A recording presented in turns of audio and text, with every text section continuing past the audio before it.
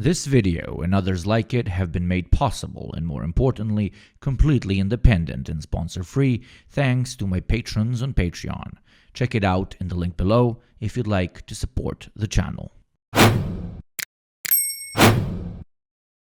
In preparation for the US elections, DeSantis, one of the top presidential candidates at the moment,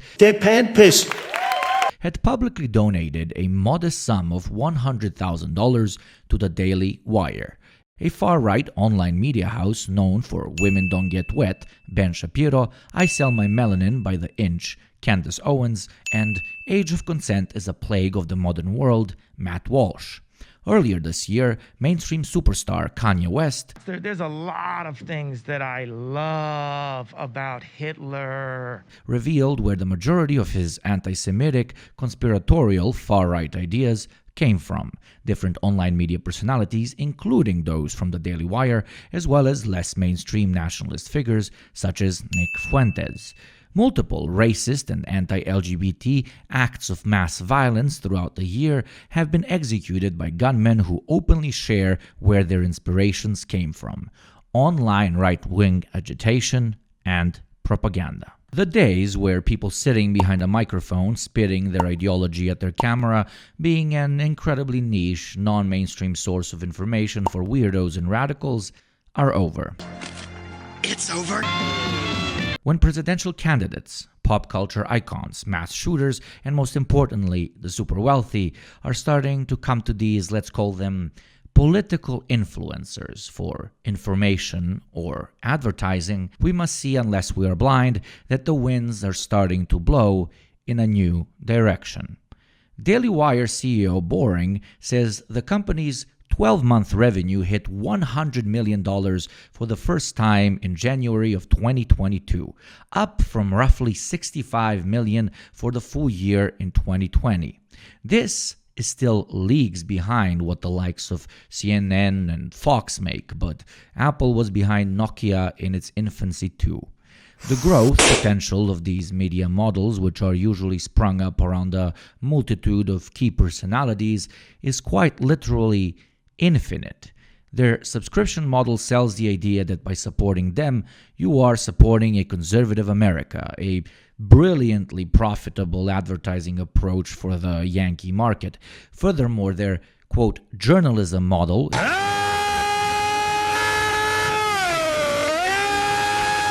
is just simple regurgitation of mainstream news without any real investigation or on-the-field work, only copy-pasting something and giving it a right-wing twist. Bon appétit. Which means topics will never run out, and more importantly, investment in developing said topics is basically zero. The only investment they actually do is social media advertising, and advertising. Because of all of this, and you heard it here first, $100 million a year will sound like pocket change for the likes of the Daily Wire or Blaze TV in the coming decade. But how did this come to be? What were the humble beginnings of many of these fledgling titans? Why isn't there a leftist alternative of the same size?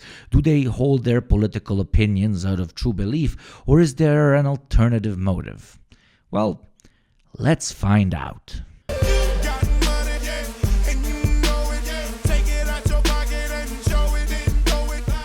Founded by conservative talk radio host Dennis Prager to fight against, quote, liberal bias in American classrooms, Prager University packages right-wing ideology into viral videos aimed at young and middle-aged people. That model, aided by YouTube recommendation algorithms, has resulted in billions of views across their digital platforms. Two of Prager University's largest supporters are the fracking industry billionaires Dan and Ferris Wilks, who have gained a reputation as the, quote, Koch brothers of the Christian right. The brothers previously owned FracTech and still manage Interstate Explorations, an oil and gas service company. They were each worth an estimated $1.4 billion according to multiple accredited profiles. As of 2015, Prager University had received an estimated $6,550,000 from the Wilkes family, as well as $50,000 from the Heavenly Fathers Foundation, run by Dan Wilkes and his wife. Ferris Wilkes is also acting trustee of the 13 Foundation, described as one of the biggest and quietest anti-abortion donors in the United States. The 13 Foundation also donated $250,000 to PragerU in 2013 and promised $6,250,000 in future payments. Not long after his first donation to PragerU, Ferris Wilkes provided $4.77 million in seed funding to start the Daily Wire, the right-wing news website and media company co-founded by Ben Shapiro. Wet-ass P-word. Then, an aspiring conservative influencer, Shapiro would go on to have a personal Facebook following of over 8.8 million people. Wilkes remains one of the owners of the Daily Wire, which has now amassed more than 30 million followers across its social media platforms. A watchdog organization called the Center for Countering Digital Hate last year named the Daily Wire as one of America's top 10 disseminators of climate skepticism on the internet. Hardly a controversial claim, since one of its owners and main donors is quite literally a climate change denying zealot. Their quote objective unquote work doesn't just stop at climate change either. The 13 Foundation, their previously mentioned nonprofit, currently chaired by Ferris and his wife Joanne, spent more than $12.8 million only in 2012, according to tax forms viewed by the watchdog website De Smog. The Heavenly Fathers Foundation, which is run by the other brother Dan and his wife Stacy, that year spent $4.3 million. They've supported groups such as Life Dynamic Incorporated, an anti-abortion activist organization, and Focus on the Family, one of the most prominent social conservative evangelical groups in the country, which has been accused of promoting wholesome stuff like therapy for LGBTQ people.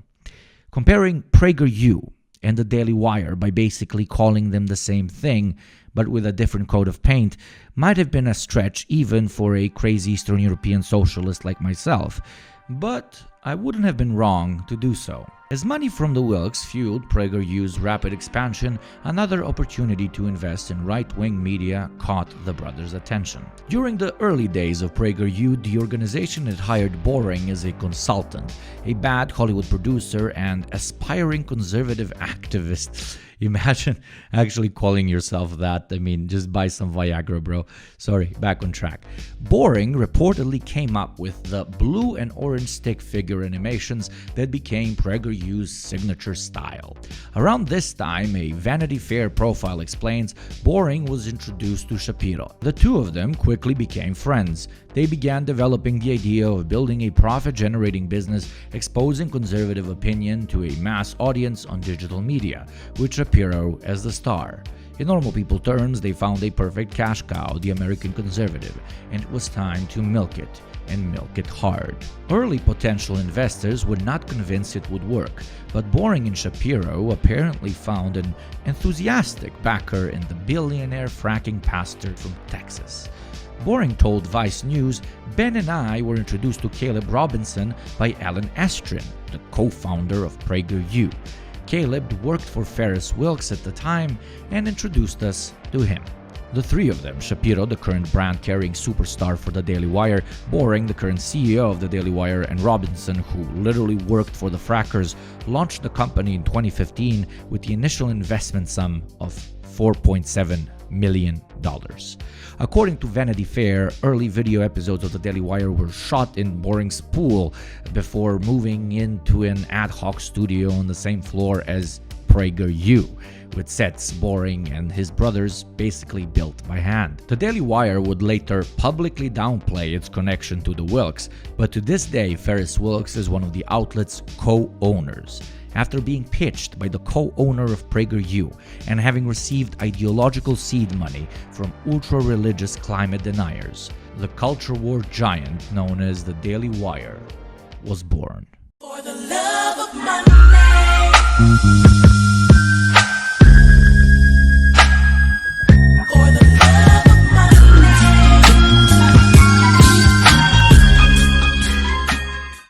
okay, enough about the Wilkses and the undeniable connection between the Daily Wire, PragerU, and the climate denial lobby.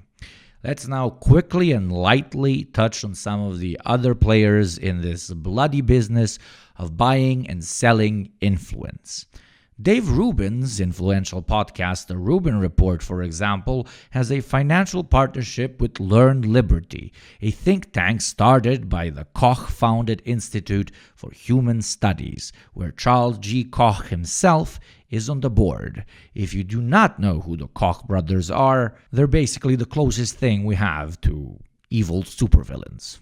When the Canadian government denied Jordan Peterson funding for his work, Rebel Media, a group funded by Koch money and headed by Ezer Levant, a far-right Islamophobe with ties to the Koch network, raised cash for him. Peterson has since returned the favor, fundraising for the Koch-founded IHS. Ezra Levant, founder and self-described rebel commander of the Rebel Media, spearheaded an Indiegogo campaign to raise the first year's worth of funding at $73,000 for Peterson's research team within a 30-day period. The project reached its goal in 1 day. Fuck me, that was fast. The next goal was to raise an additional $80,000 to support the second year of research, which the campaign had also reached. At this point, Rebel Media and its campaign have raised Peterson around $200,000. Basically a house where I live. That's a very strong message in support of Professor Peterson, and frankly a rebuke of the government bureaucrats who denied him his grant, Levant later stated as his motivation. More recently, the Canadian psychologist was widely criticized for going on Joe Rogan's podcast, an 11 million subscriber show, and saying that climate models were full of errors that increase over time, as well as that it's too complicated to model them accurately. A convoluted way of saying you don't believe in climate change. The source, My source is that I made it the fuck up. for Jordan Peterson's claim was a climate science denier who received money from a libertarian think tank founded by, guess what? Oil companies. And this only scratches the surface. I can't even begin to imagine how much money and backroom deals have been made that we never have and never will find out about. But okay, is there really a scary right-wing agenda out there? Well, you don't have to take my word for it. Richard Fink, president of the Charles G. Koch Charitable Foundation, has openly bragged about it. According to his Structure for Social Change program philosophy, the goal of the Koch Foundation's philanthropy is to make grants in a strategic way so as to best affect public policy and influence broader social change. If it didn't work, these people wouldn't be spending hundreds of millions on it. Come on, get that money. Money. Money. Money. I don't come the money. Money. Money. Money. Do it all for me. If you open up Twitter, every state-affiliated account has an unmissable tag under their name. State-affiliated. Whenever you share a state-affiliated piece of news, Twitter will block it and give you an additional warning that this is state-affiliated. The reason for this is simple. All these platforms are telling you is take what they say with a grain of salt because they're very, very biased. But when thousands, if not millions, of private corporation-affiliated dollars line the pockets of some of the most popular, vocal, and most biased media companies out there, the number of warnings we receive is exactly zero. The ideological brain rot of an idea that private individuals running the media as a business leads to objectivity and lack of bias is either supremely naive or more likely pea-brained. Somehow, the state influencing the news will always be subjective, but large capital doing the same will not. They always told us, sure, we invest in these TV shows, documentaries, news agencies, and media companies, but we never influence their writing, their opinions, or their journalistic integrity.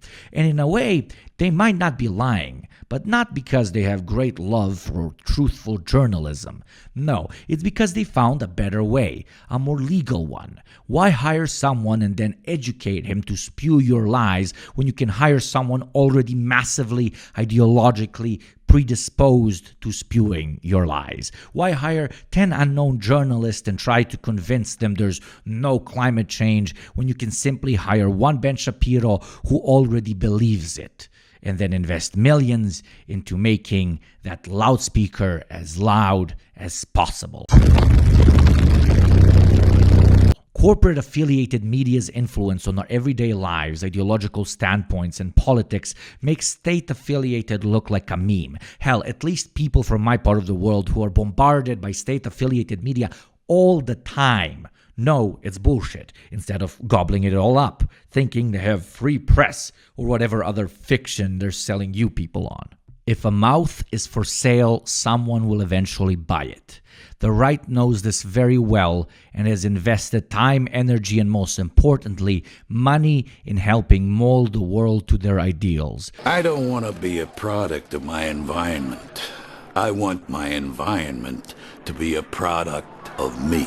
While the rest of us just sit by and call it journalism. No more. Thanks for making it to the end of the video. I hope you enjoyed it or learned something new.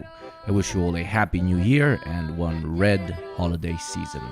Speaking of the art of giving, my work would be impossible without the generous support of my patrons. If you would like to support the channel, keep it free of sponsorships or outside influence, please check out the links below. Additionally, feel free to join our Available to All Discord server and follow me on Twitter. With that being said, I'd like to take a moment to thank all the wonderful supporters without whom this channel would never be able to run.